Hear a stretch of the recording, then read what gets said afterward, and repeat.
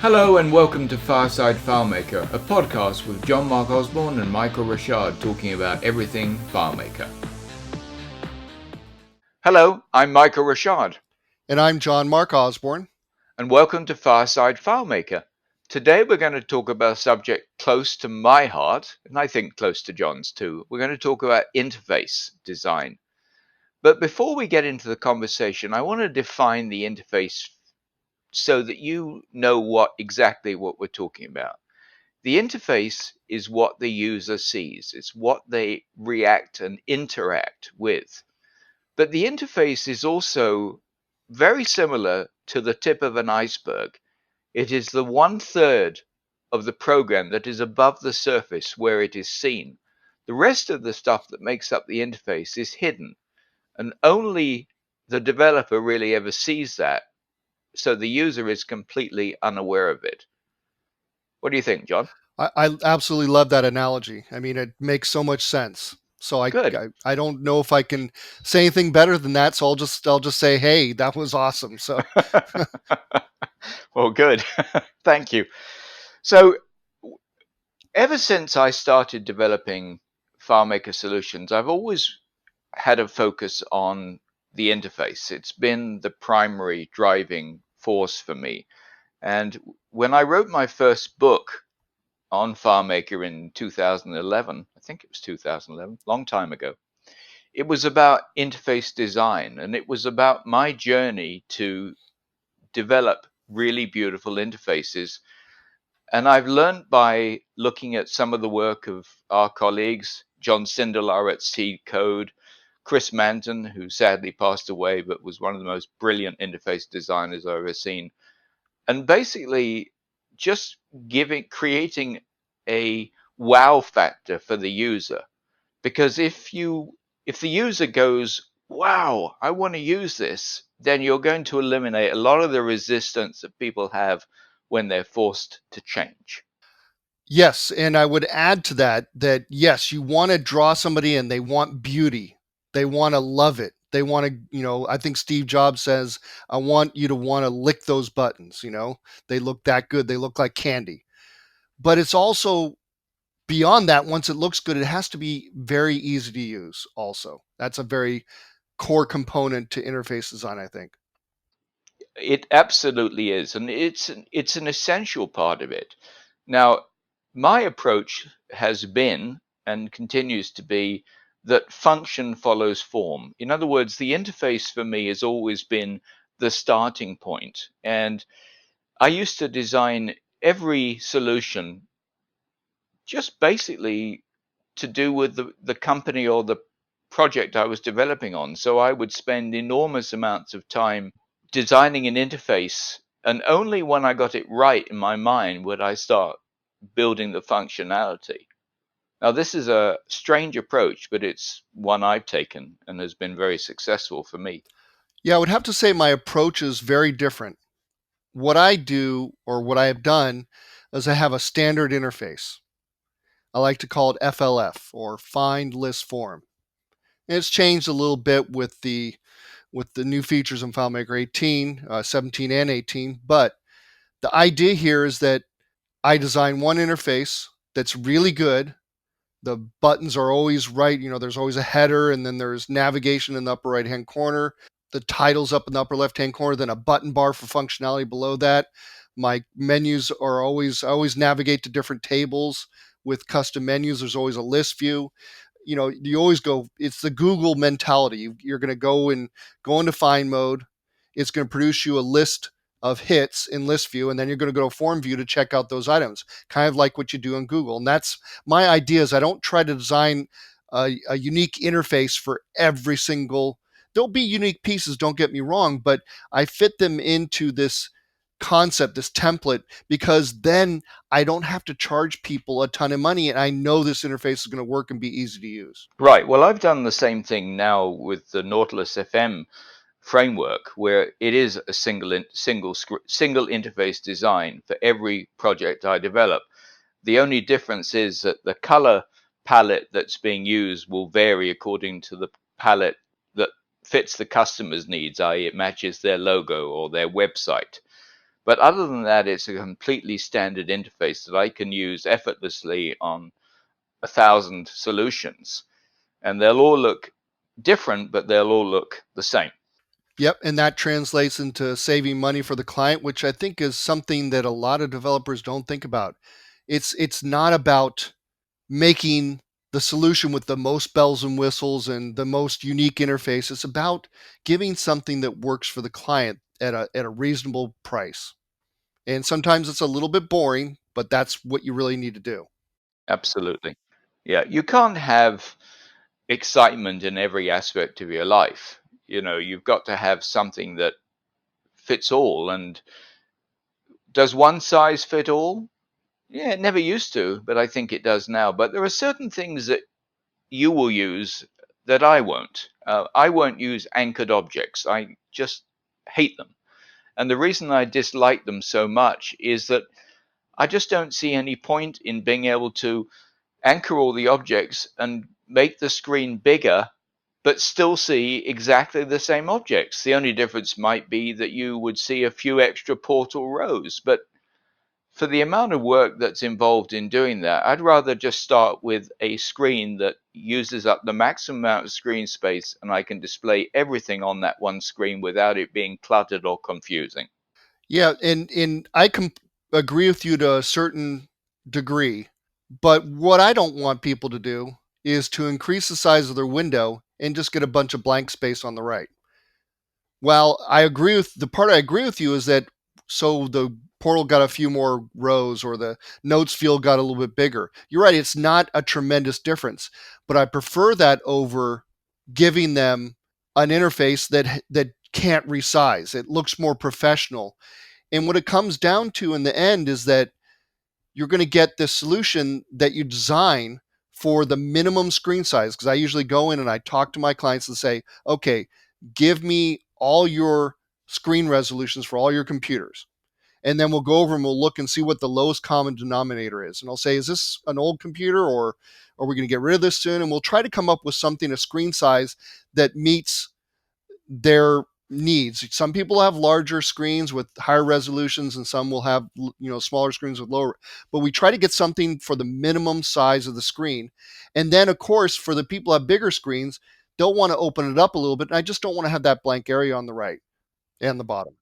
Right. Well, I'm using a standard screen size of 1890 wide by 990 deep, and that will fit almost on every single monitor you can find, whether it's a desktop or a laptop. You don't have to scroll, you don't have to go left or right, it'll just fit. And I've found that out by a lot of experimentation. So I'm using the full screen, as much of it as I can safely without having to worry about part of it running off the edge of the screen. Yeah, I tend to prefer to not take up the whole screen because I want people to be able to have FileMaker solution on there as well as other apps, and that's the way my screen looks at my company when I'm working on. I have my email in the upper left hand corner. I have my hard drive down the lower left hand corner, and most other things show up on the right side. So I don't want to make my solution too big so it takes up too much space. I often talk to my clients a lot and say, what do you want to take up the whole size? What if we do take up the whole window size? What that was that going to mean for you? And so I try to design something specifically for them. And I think that the anchors definitely help out with that. But I can definitely see your point as well. I think I'm less worried about it now than I would have been 2 or 3 years ago because almost everybody now has larger monitors and they're working on two monitors, sometimes three. It's very common. You rarely see anybody working on a single monitor now. And, even if they're using a laptop, they're plugging that into a monitor. And so they've got the laptop screen and the external monitor. So I think the screen size issue has become less of an issue than it was a few years ago. I would completely agree with that. It's much easier than it was before. And you also have to understand there's a difference in how you decide on your screen size, whether you're designing, or at least for me, in your case, it wouldn't be, but there's public or vertical solutions, which you don't know who's going to be using it. So you have to absolutely do what you're doing, which is design for a certain screen size. But for me, when I design for a known audience, a client who's going to put it out in their company, I'm going to know who those people are and I can design specifically to that screen size. True. But you've also got to go ahead and do the due diligence and find out what they're using. And that's another thing that takes time to do. And with what I'm doing, like we talked about the other day, because I only bill by the hour, I don't have to do that extra work like producing a retirements document or an ERD because I'm working by the hour. And it's the same thing with the interface is ready to go. I just have to bolt the stuff in, plug in what I need, and just work from that standard size. So just that functionality alone is saving the client several hours of time if I was doing it the other way. So I think we both agree that it's about efficiency and about designing a good interface, but about efficiency in designing that interface. And some people are going to find some things are completely necessary while other things are unnecessary.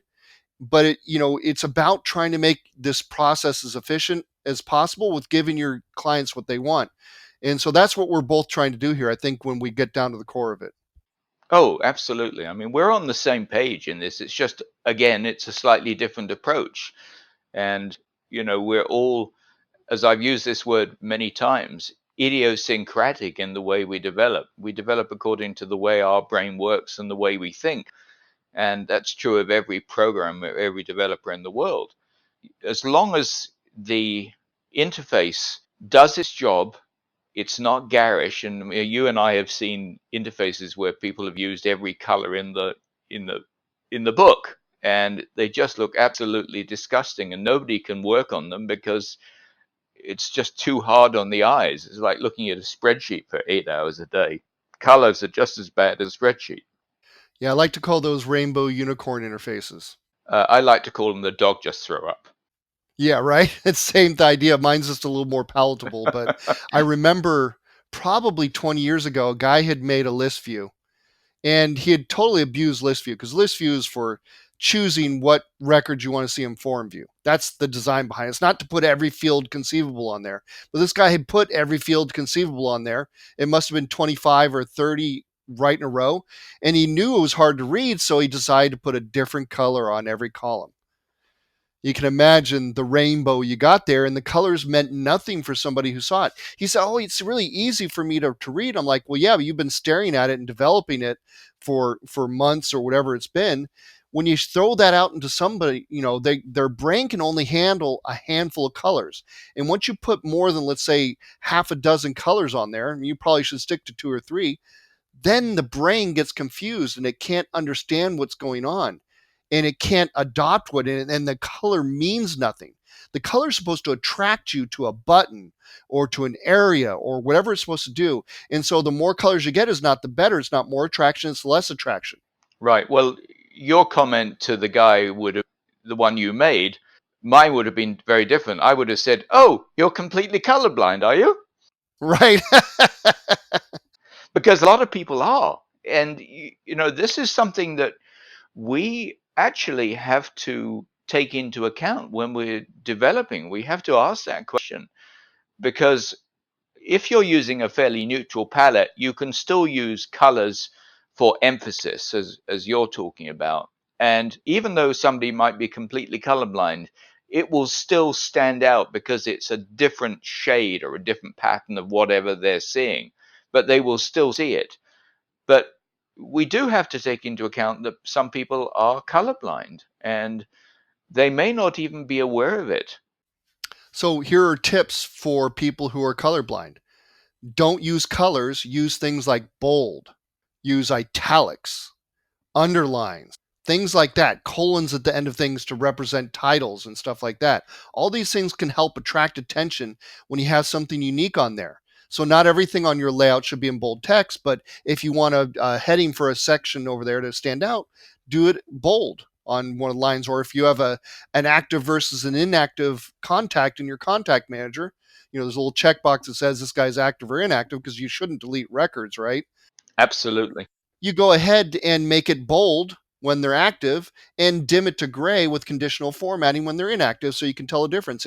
It's not just about color, it's about offering something that makes something look unique. Right. Talking about deleting records, one of the things that I've done for several years is any key pieces of information, any tables that have information that's relatively important, I only allow an administrator to delete those records. I allow a user to press a button that says delete, which will mark that record as inactive, record who tried to delete it, and just keep it there so that if it was deleted inadvertently or deliberately, the administrator can go back in and restore it. And then the administrator can make a decision whether they can delete stuff that's been around for a year and nobody's ever gone back to it. Yeah, what I'd like to add to what you just said is a big giant exclamation point, because that's so important. People don't understand. They want to delete. But when you delete, things become unreadable. So in other words, let's say you had an invoicing solution. You delete the customer, the old invoices with a customer on there say, don't have that customer defined anymore. You can't see who it was.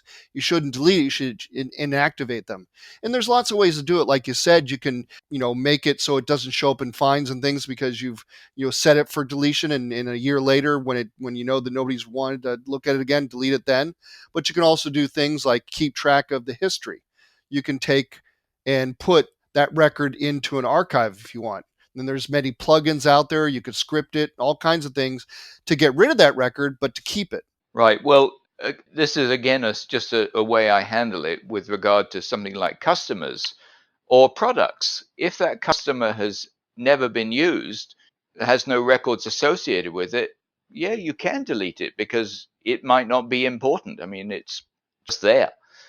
But if that customer has got quotes or invoices, the delete button simply isn't there because it's an active customer and you don't want to orphan those records.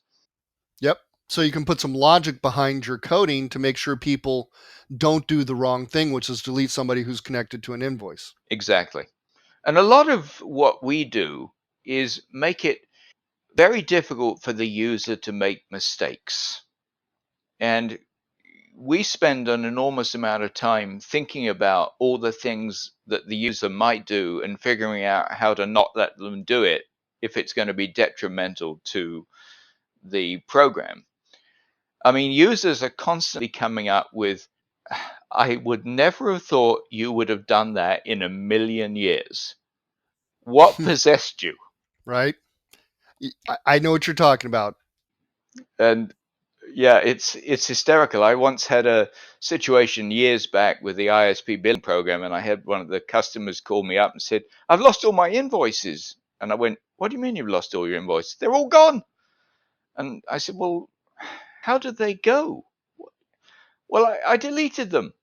So wait a minute, you actually decided to delete all your invoices, and then you said, "Yes, I'm sure I want to delete all these invoices 3 separate times before they were deleted." Yes.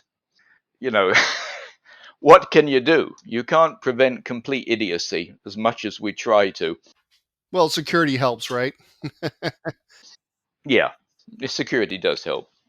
But while you're doing this idiot proofing, as the generally the term for this, making sure people don't make mistakes, because it's a big job of the interface to do that. You have to make sure that people can use it and not get themselves in trouble. What you've got to watch out for is all these tricks that you can employ in FileMaker. Like, I want to hide that button if this situation occurs. Now, that's great for one or two or however many buttons it ends up being, or whatever things you want to do on there. You can hide objects to your heart's delight, but you need to make sure you don't do too much. Because I had a client, and I think I've talked about this before, but it's worth mentioning this story again. He called me up and said, "Hey, this layout's really, or this, when we change records, it's really slow." And I looked at it, and he had used conditional formatting and hide objects and all these unstored calculations to make things appear the way he wanted to do just that, to make sure the client, his employees, had a good user experience. He wanted to give them that cool, turning off and turning on and available and unavailable, but he'd gone too far. He had based it off of related fields and done the same thing to 4 or 5 buttons, and then over here another 4 or 5 buttons and some fields and this and that. And he'd done so much that each time you went to a record, it had to recalculate all this stuff, not just locally, but all through these relationships. And so you've got to be careful with the tools. FileMaker gives you, it's really easy to hang yourself if you go too crazy with all these cool tools. So use those interface tricks when it's really important and has meaning, and don't go overboard with it.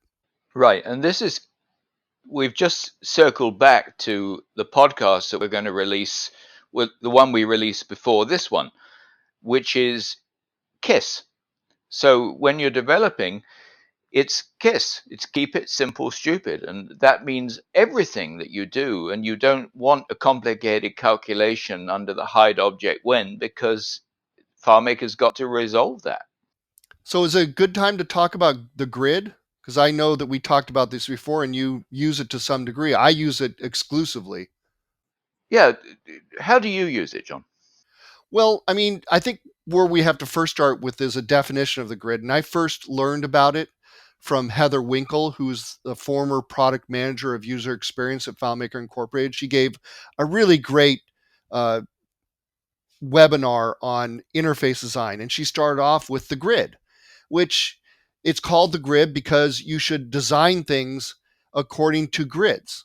There should be distinct sections. I almost think of my first thought of describing this so you can visualize this, because I can't show you a picture on a podcast, is visualize those kind of walls of pictures where people put, like you're walking up the stairs or something and there's a bunch of pictures and people have nicely laid out the pictures, and they're not always just right in a line. They're sometimes in a bunch. And that reminds me of the grid right there, where you have distinct sections with white space between them that define a section. They're all lined up and perfect and look nice. And this gives your eye something to attract to. It's almost like the colors and the bolding and italics I talked about before. If you do things on a grid, line them up and say, this is one section, this is one section, this is another section, then the eye has, and the brain has, an easy time of identifying based on the grid system, and makes a really good, easy to understand interface. No, absolutely. And I use the grid all the time. The ability to just look at that screen and not have grid lines or delineations that I'm working within, even though it's only during the design layer, it's just done by eye for me.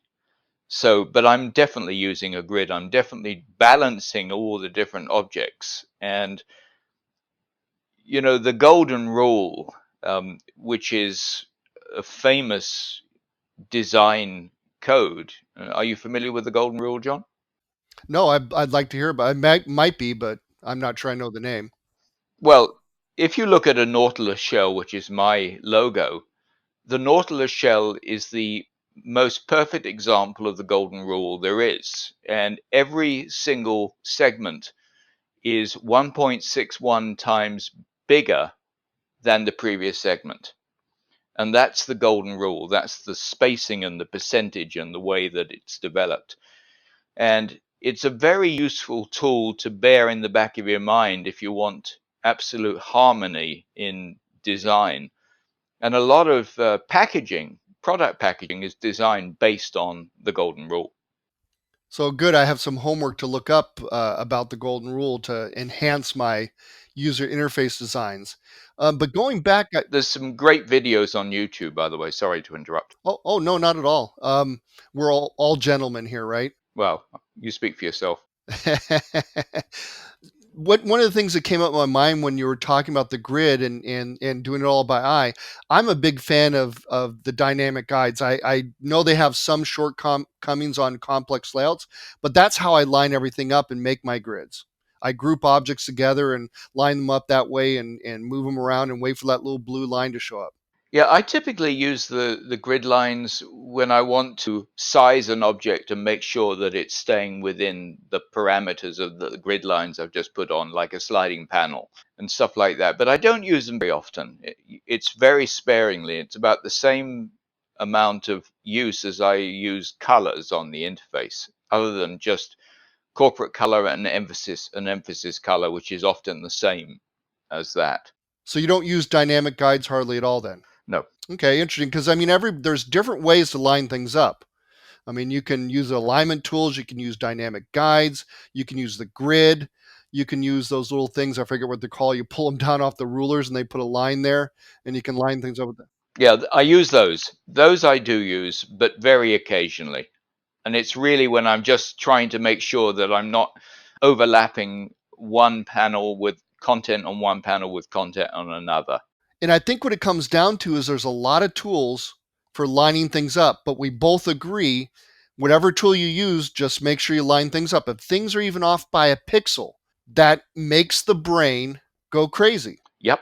There's a very interesting story. Are you familiar with the artwork of Jean Miro, the Spanish artist? Not at all. Well, he's the guy that you will look at his picture and you'll go, a 4-year-old could do this. And it's very childish, very abstract, just colors and shapes.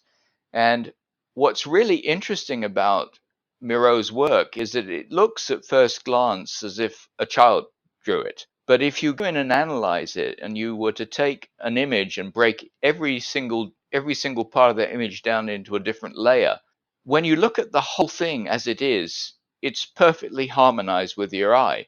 But if you move one of those layers, even as little as 1 pixel, the whole thing is out of balance. And it's extraordinary. And so, but we are able to, most of us, I think, have that ability to look at something and go, yeah, that isn't quite right. And I look at the screen and go, yeah, I need to move that object 2 pixels to the left. You just know that it needs to be moved. And the moment it's moved, it's, oh, yeah, perfect. Right. Symmetry, right? Symmetry, yeah. Symmetry. Negative, positive and negative space. White space, dark space. It's all symmetry. Symmetry, alignment. And we live in a symmetrical world. If you look at nature, nature is full of the most amazing symmetries. It just has to be balanced. It's balanced. And symmetry doesn't always have to be perfect. It just has to be symmetrical in a natural way, if that makes any sense. So I'm hoping we can move on to themes because I want to talk about where modern themes came from, and basically came from Heather Winkle. And I have a lot of respect for her, and I wish she was still at Claris International. Sorry, I'll make that mistake many times again. And she designed all those themes that went in there based on the grid and her just general knowledge of how to design interfaces. She's fantastic. And I think it's important that, and I know we differ in this, that you like to design your own themes. And I'll give you a second to talk about that. That kind of brand your company and your look and feel. I personally don't want to spend a lot of time on interface. I'm not an interface designer. What I can do is I can line things up, but I don't know how to match colors up, and I don't have I let people, my clients, choose from the existing themes. But I think it's important to us to notice that how important themes are no matter how you use them. Well, no, I agree in theory.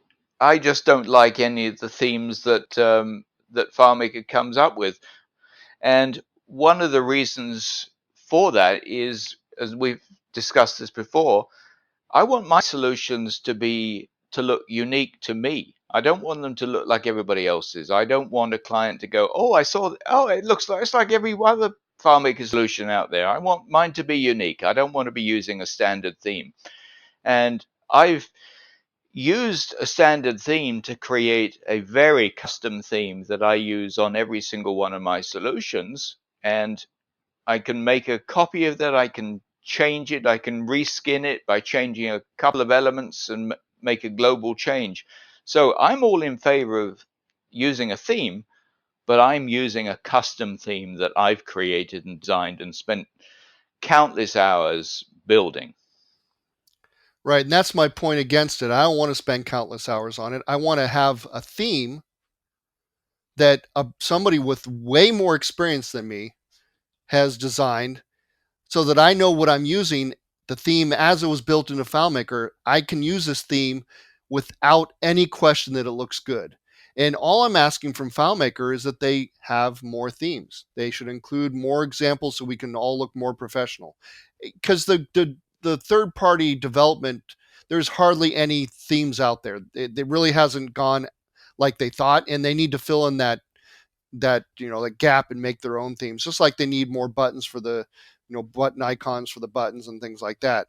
But that's my viewpoint, is that I'm not a interface designer. You're more of an interface designer. I mean, Michael's the one who designed the logo for this Fireside FileMaker and things like that. So he's taking his strengths and using them to design his own theme. If you don't have a strength there, you should go ahead and possibly consider using one of the built-in themes because it'll make you look Yeah, good. absolutely. I think we can both agree that no matter what, you should be using a theme because it's going to make things easier. Don't try to design the way we did in the old days with using graphics and things like that.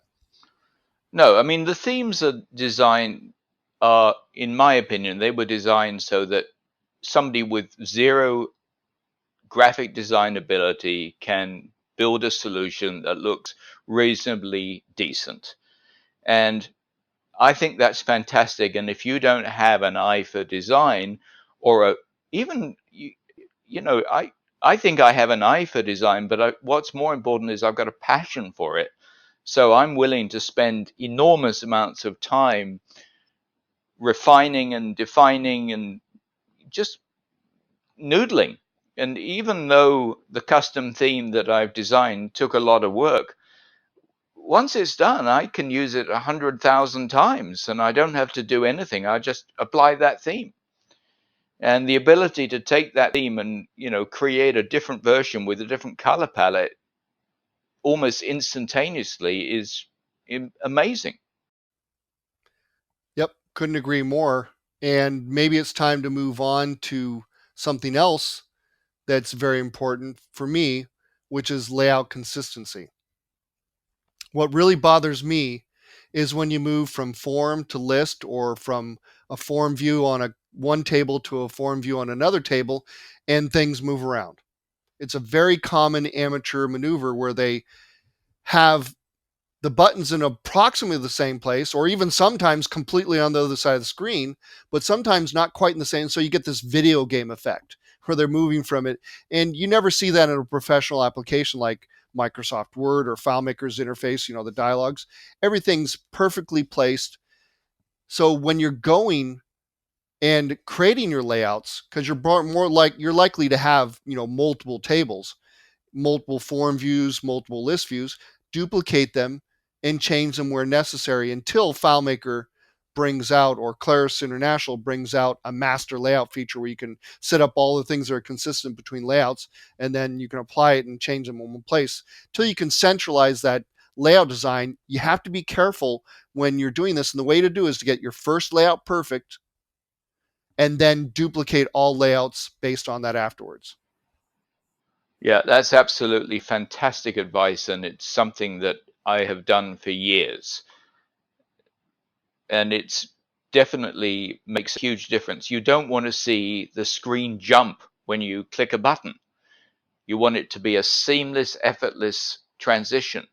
And when you click that button, if all the objects are in the same alignment, you won't see any jump. You just are there. But the jump jumps out at you. The only thing you'll see change is what's different about that particular layout. Now, you use Nautilus, though, which is a little bit different. You don't have to worry so much about that, right? No, Nautilus is a single screen solution that I've spent over a year developing, and it's everything happens on one screen so that the user is always in the same place. They're always in context. We're using the maximum amount of real estate. The layouts are designed to be really easy to follow. And if you need to navigate to a different module, you either click on a field within the module you're currently in to go to another one, or you click on a button at the top of the screen, which just switches to a different panel, which is where that module is residing. So I'm creating for Nautilus, I've created three views. I've created a card window view, which is full size screen. I've created a narrow one, which fits either on the far left or on the far right of the screen, a list view, and a form view. And that's it. That's it. And everything after that is just duplicate the layout, change the context, add different fields, but the majority of the elements are all the same. So that's a different way to go about designing in a perfectly valid way versus the way that I normally do things, which is a whole bunch of layouts just precisely designed the original and then changed as I go through them. It all depends on how you like to work. Either way is totally valid. The more traditional way is, of course, with lots of layouts, but there are certain advantages to having a single layout. Well, I'll tell you what the big advantage is, John, and this is the reason that I started the idea of developing it. It's a simple principle. If you never leave home, you can't ever get lost. And that's the whole principle of Nautilus FM. You're on that one home screen and you can do everything you want from that screen and never leave it. So let's talk about platforms. The way I see it, we have desktop, which is Macintosh and Windows. We have iOS, which is iPhone and iPad and iPod if they still have it. I don't even know if they have it anymore, but it's basically an iPhone. And then we have web, which is WebDirect and custom web publishing. And there's certain things you need to know interface wise for each one of these platforms. So for instance, when you're designing for Macintosh and Windows, you usually use a layout that suits that's going to be cross-platform for Macintosh and Windows. But you have to worry a little bit about the fonts because they're a little bit different. The fonts will generally be a little bit bigger. Even if it's exactly the same font, it will be a little bit bigger on Windows or a little bit smaller on Macintosh, whichever way you want to look at it. And then the colors sometimes can be a little bit different, sometimes a little bit darker on Windows and sometimes a little bit lighter on Macintosh, depending on what your perspective is. So it's a good idea to design your layouts, your interface, and test it out real quickly to make sure, because a lot of times people ask for specific fonts. You need to make sure that you don't need to make your fields bigger, your one line fields bigger, because the font gets so much bigger and the descenders get cut off. You don't want that kind of stuff to happen. You don't want to have to go back to a whole bunch of layouts and make the changes. And same with the colors. But if you stick with themes, straight up themes, they've already tested all this stuff and you can be pretty safe. Yeah, that's true. But one of the things that I think is remarkable about what Claris has done is make two different programs because they are different programs. I mean, they must be developed completely, separately, but they're as close to identical as you can possibly get. And to be able to switch from Windows to Mac without any loss of anything is just an incredible achievement, and hats off to them for doing that. And no conversion, right? Yeah, no conversion. It just opens and it works seamlessly. And if you took a screenshot of an interface that you design in Windows or design on the Mac, and then you open it on a Windows machine and took a screenshot of it, it's going to look so close as makes no difference.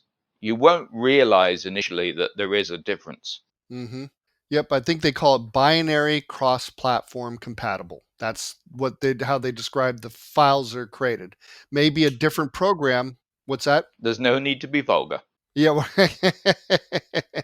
So the other platforms are going to be, again, iOS. And you need to make sure, and not a lot of people know this because I talk to clients all the time and they're all like, you have to make a different layout for an iPhone and an iPad versus the Mac. I've had clients who literally open up their desktop designed layout on an iPhone and zoom in and out and stuff like that.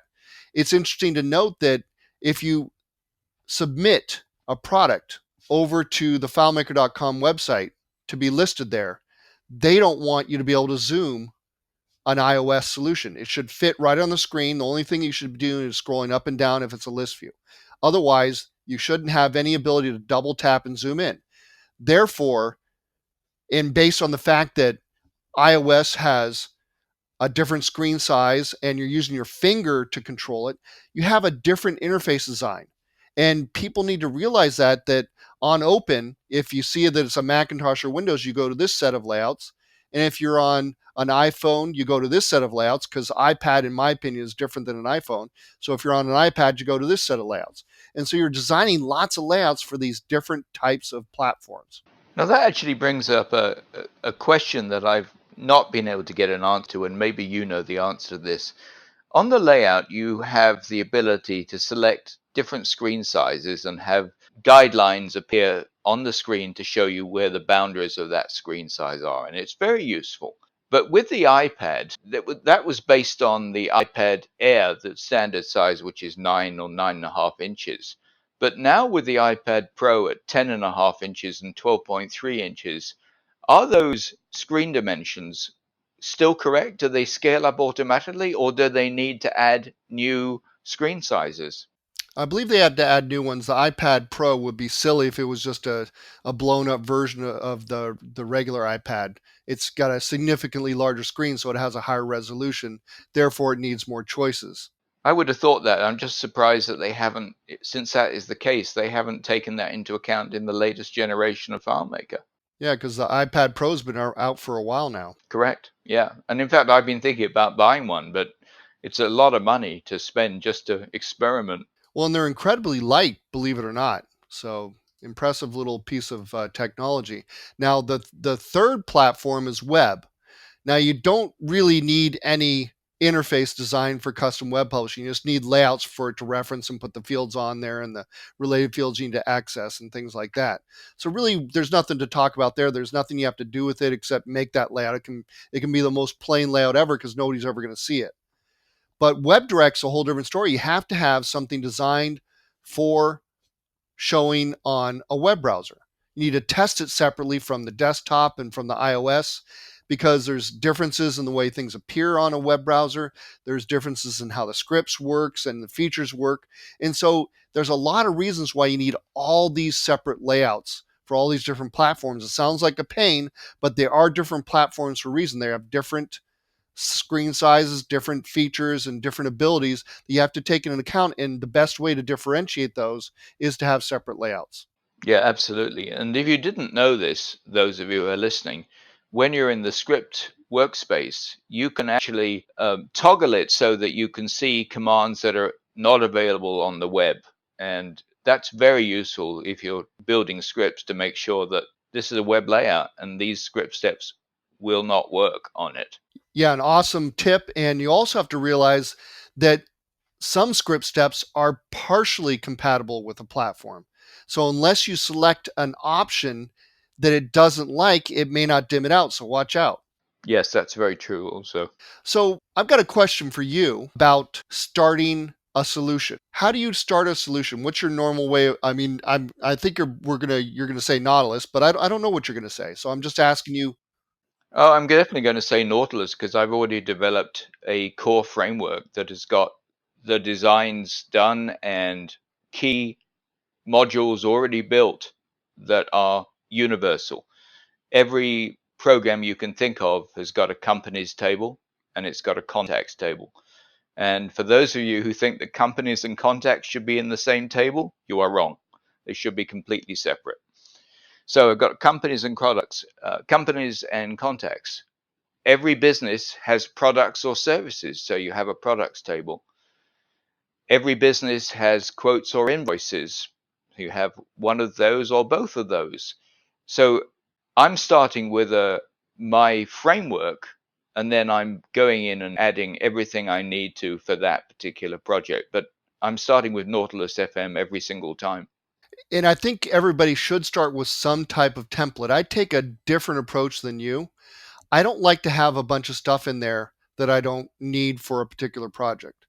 So what I'll often do is start with a solution that I already have, like I sell a contact manager, an invoicing solution, and quite a few other ones. I'll figure out which one handles that client's project the best. And occasionally I'll start from scratch. But you don't necessarily have to have a template. You can do a lot of copying and pasting as long as you understand how you can copy and paste. If you're going to copy a script, you need to have that table with the same names and the same fields for it to copy correctly if you're referencing them in your script. So I think both of us will agree, even though we have different ways of approaching it, slightly different ways, starting with something, a template, or at least borrowing from other solutions is the only way to get your solution built efficiently and accurately and with a good interface. And you make a good point about there may sometimes in when I'm doing a solution, there may be a table or two that I've already got in my development framework that I actually don't need. Well, the way that Nautilus is designed, I can delete those in a heartbeat. And so I just, rather than build everything, I use what I think is going to be the core requirements, and then I adapt from there. But it's also about being able to develop a solution and get it up and running the quickest because if you have to redo something you've already done 20 times, it's time consuming, tedious, and the client ends up paying for it. Whereas if you can, insert it, import it, or copy and paste it from another solution, and just all you have to do is make some minor changes, you're saving an enormous amount of time in the development process and getting to deployment faster, which is the objective, and which is why FileMaker is such an amazing tool, because you can deploy a solution so much faster and get it in use than any other tool that's out there today. Yep, couldn't agree more. And let me ask you, or let me tell you how I feel about table views. In my opinion, they have no place in a professionally designed solution because you can't match the interface to your form and list views. It's literally impossible. There have been strides made to help with it. They just will never match. There's too much ability in there for people to make a table view unique to them or to add to it. So I say the only time you should probably use a table view is when you have a database that might be, you want to make a quick database and show somebody some data or use it for your own use inside your company. But as far as a client or a user, they should never see a table view. It's just got too many variables, too many things that can be changed. It's not a good way to design a good interface. Oh, 100% agree with you. I never use a table view that the customer sees. I might use it for internal purposes, i.e., when I'm taking a spreadsheet and I'm opening it up and looking at it to see what the data is and what I need to do with that data to normalize it, then the table view is perfect for that. In normal use, you want a list view. And you talk about find list form. In almost all of my list views, I've got a dynamic search so that you're typing into a search field, which is a global field. And as you type, it's finding records that match across all the fields on that layout, like a quick find. The only difference is that when the script finds one record and one record only, it immediately switches to form view and stops the script because you've got to where you want to go. And why would you want to click on that record to go to a form view when the script can do it automatically? Right, all that automation is great and useful to people as long as it doesn't get in their way from doing something else. You want to take them to the road that's the only road that they can go down. And that's one of the driving forces about and why the interface is so important. You don't want to give users the opportunity to make mistakes or get confused. And it's very easy to get confused if you've got lots of windows and you just don't know where you are or what you're doing. And this is one of the reasons I came up with Nautilus, because I want to eliminate that confusion completely. So changing subjects here again, there's a lot to talk about interface. The buzzwords out there in the FileMaker market are dynamic, adaptive, indirection. Great things to go for, but you need to know when to hard code something. And I can't think of any major situations where a dynamic or adaptive or indirection is appropriate for interface design. Let me give you an example. And I'm sure that there's many examples where it's not and I'm wrong, but I want to stop the abuse. And this is big in FileMaker 6, but people still do it today. What they do is they take and they make these button bars that all they have to do on each solution is type in the name of that button. And this is usually like a navigation thing. And they have some global field somewhere and they type in the names and they automatically appear in there and either hide or show depending on how many buttons they actually want on that particular layout. I get it. It makes things easy. The problem is you're putting a whole bunch of unstored calculations on your layout, making it slow. Now, them alone by themselves won't make it slow necessarily. It's all the other stuff you might want to do on that layout that could possibly slow it down. Not to mention making it difficult for somebody to understand your scheme for designing these adaptive button bars. I think it's a bad idea. I use custom menus for navigation, since we're on the subject, exclusively. Why? Because they're centralized, meaning that no matter where I go, whatever layout I'm in, that menu can stay the same. I can have the same navigation. If I want to change them, it changes it universally. If I want a keyboard command, I can assign it to it. It's very easy, adaptive, and does a great job of taking that button bar out of your interface and giving you a much better or much more screen real estate. I love them. I absolutely wouldn't do navigation any other way. It gives me everything I want. Watch out for becoming too adaptive, too dynamic to a degree that it slows your database down and makes it difficult for other people to modify. Right. I have a principle when it comes to buzzwords. If somebody's using a buzzword, I'm not. Oh, I didn't know there was a period on the end of that sentence. I thought you were going to keep going. Yeah, I'm not. I just don't like buzzwords. It's like some guy in advertising or marketing came up with this really great schema and everybody needs to jump on the bandwagon. No, you don't. Use common sense. When you design an interface, you're using common sense. You don't need to worry about buzzwords or all of these, you know, phrases that sound really cool. It's like we've talked about so many times, using technologies that are not best suited for the job in hand. Don't do it. Keep it simple, stupid. Yeah, keep it simple, stupid. Make sure you're using common sense. Do things that are proven, that work well, that are way FileMaker was designed, and you're going to come out with a much better solution. Don't try to over engineer your solution. Yeah. And that if there's anything that the listeners can take from this conversation and from any of the conversations we have on these podcasts, it's just use simple things. Don't make it too complicated, too difficult. A, it's a lot more work. And B, it makes it impossibly difficult for somebody to come in behind you if you're not available and fix what you've done. The simpler you keep it, the easier it is to scale up and to have somebody come in and make changes. And also for you to make changes when you haven't looked at a solution for 2 or 3 years and you go, well, what did I do here? We've all looked at those and we've gone, I have no idea why I did this. Right?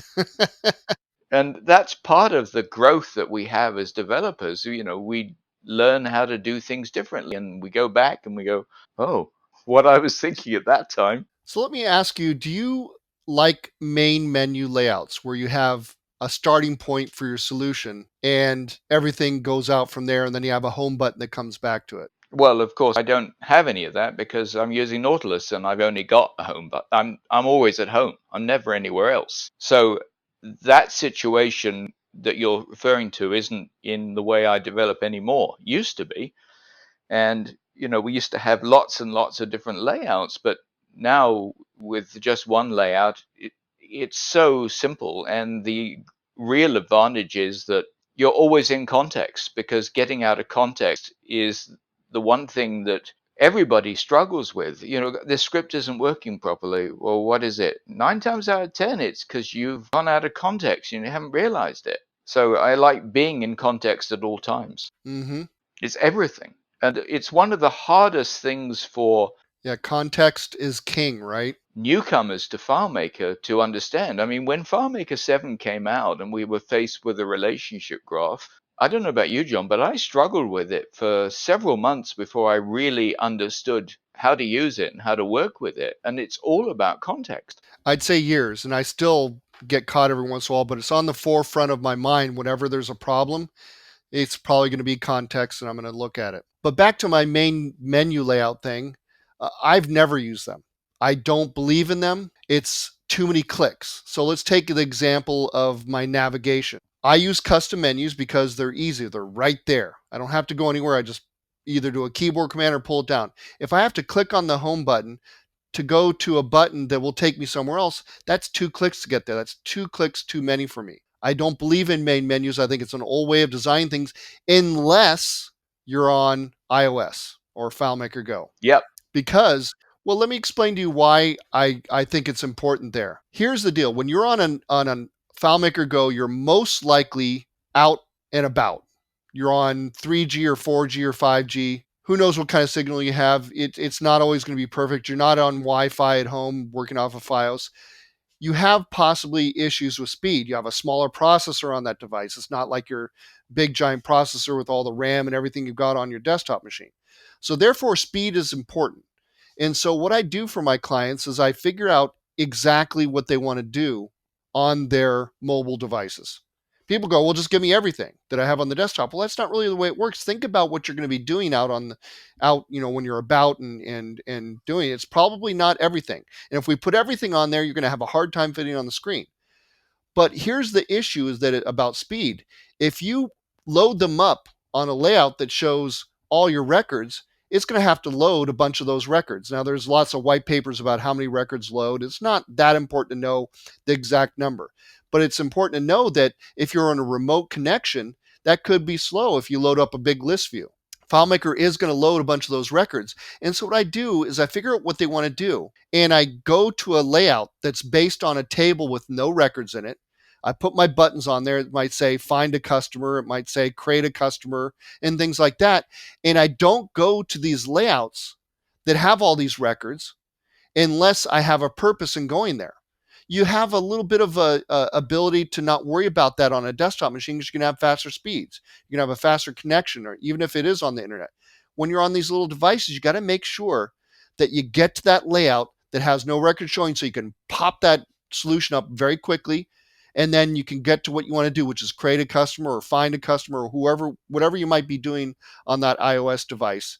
And to me, that is the only time I'll use a main menu. And I agree with that, but I will say that typically if I'm designing a solution that's going to be used on an iPad, for example, or in the field, I'm going to build a separate file with just the stuff that they need to use when they're out in the field. I'm not going to have any extraneous layouts. They're not going to have anything that they don't need to see. And if they're out of an internet connection, there's a sync ability when they get back into the office or wherever, they can then connect and sync. So I take your point entirely and I agree with you, except that I'm designing a separate file for that purpose and that purpose alone. Well, yeah, I think that's what I was saying was you want to definitely ask your clients what they're doing out when they're using their mobile devices and not try to design the whole thing for a mobile device because it's not really designed to do that. And it's not necessary, So again, it comes down to let's make that mobile file as lean as possible because we don't want all the overhead that we can deal with better on a desktop. Yep, it's about talking to your clients because I can tell you almost every single one that comes in, I have to educate them about what a mobile device is for. It's a buzzword. I need a mobile device. I need to have it, and they need to be educated nicely about what the mobile device is for. Let's find out what you're actually going to be doing out in the field, and let's accomplish a subset of features for that will go in. And when you're dealing with the database as a whole, that's going to be from your desktop, more capable desktop machine. Yeah, absolutely. And it isn't that much effort to make a dedicated file for the mobile device. You can make a copy of your original file and just drop out everything that you don't need or copy and paste everything you do need. Well, you're talking about separating them. I think there's important to talk about that. There's two different ways to design a mobile solution. One is you have two separate apps and you synchronize them. The other way is that you have a live connection. I've been the whole time at this point talking about a live connection where you're actually connecting up to the database on the server, not doing it all locally. And so there can be speed issues. I think the way you prefer to design is to do synchronization, if what is what you're saying. Yes, if it's not possible, well, there are two options. I mean, sometimes you've got a good connection and you can be connected to the server. But if you're in a remote area, and a lot of people who are using mobile devices are going to areas that are perhaps don't have good internet connectivity. They're doing an inspection on a oil field and they're looking at all the equipment and they're in the middle of nowhere and they don't have connectivity. So they have to be able to operate independently of that internet connection and then sync when necessary. So yes, I do like to do that.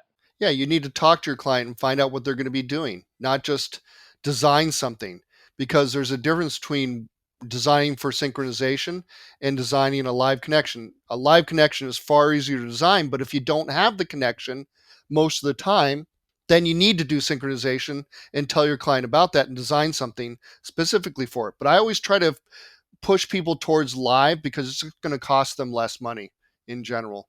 Now, let's talk about find versus browse mode. In the old days, I used to design layouts for browse mode and layouts for find mode because I didn't want them to be confused by browse mode buttons, global fields you can't click into, things like that. So I designed two separate layouts, but it's important in this modern day that you start using the hide object feature with the get window mode function to use one layout for browse and find. And this is assuming that you're using my method of development, which is multiple layouts. I'll let you comment about the single layout method, but you need to say, hey, if with the hide object feature, if my window mode is one, hide this. So I want to hide the buttons when I go into find mode. I might make some buttons with get window mode equals 0 appear in find mode because they have to do with find. And you can do all kinds of things to differentiate find mode and browse mode because it's very important to do that so that people don't get confused in your interface. They need to be clear that they're in find mode because the number one reason why people lose data is because they're in find mode, not in browse mode, and they don't know the difference. It's why those little magnifying glasses were put into find mode on each field. There's a variety of reasons. If you make more than 10 requests, it warns you. Things like that. So you need to be wary of that to even go further than what FileMaker's done with the interface and add your own interface using the get window mode function and hide objects. Yeah, I use that more to, I'm just trying to think how to phrase this. I use it occasionally, but I don't use it very often. And again, it comes down to with Nautilus, there is no find, except if you go in to open up a list view where you particularly want the user to be in a list view so they can see a whole bunch of records and then they have the ability to find. But I'm often using finds using relationships. On the main screen, I'm presenting the user with a portal of all the records that match, and there may be different filters applying to that portal depending on what they want to look at, and then they can type in and filter those records down. So I'm avoiding pure finds a lot of the time, most of the time. Yeah, that's a great technique to know and to implement because then you don't have to worry about the same things, right? I Exactly. So it all depends on what you want to do, how you design. There's not one way to design, but what you've got to do is get all these different techniques together and apply them to your client by interviewing them and saying, hey, this would work best for you, or giving them an option, or figuring out how they work with the system, what their workflow is. And that all determines what features you use and how you design it. It's also personal preference. I just like doing it this way. I think it works better in 99% of the cases. And and I'm completely convinced that what I'm doing works better in 99% of the cases too. So it is a matter of difference. But the one thing that we're both saying, and we can't stress this enough, is that you have to be talking to your client. You've got to be asking pertinent questions, and lots of them, and drilling down to find out what actually you need to be doing. You can't develop without client communication. You've got to be have a dialogue going at all times so that you can just get to where you want to, but knowing exactly what the parameters that you need to be working with. So you've got a very clear picture of what you're doing. Yeah, and I don't think that anybody can just listen to this podcast and become an interface expert. It takes years of working it out and deciding what works best for you and figuring out what your strengths are and trying to improve on your weaknesses and it's a matter of time and don't expect to be perfect right off the bat, but just keep trying to improve and learn something new every day and you're going to start designing really good interfaces. Yeah, absolutely. And you have succeeded in designing a really good interface if you can get your client to say, wow. Yeah, and that's not easy to get from somebody because they're paying for you, so they're not expected. You're not getting it for free, so they're not expected to say thank you or wow. But if they do, you know you've hit the nail on the head. I think we've covered a lot of ground. I think it's been an interesting discussion between you and I. And I hope that the people listening to it will find it as interesting as I have making this podcast. I agree. There's probably more to talk about, but I'm pretty much we've brain dumped everything we know, so we should be pretty good and give you a good head start on designing interfaces for FileMaker. And my name is John Mark Osborne, and don't forget to make a comment. We really appreciate them. Absolutely.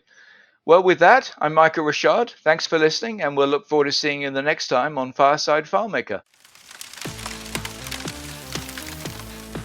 You've been listening to Fireside FileMaker, a podcast with John Mark Osborne and Michael Rocharde.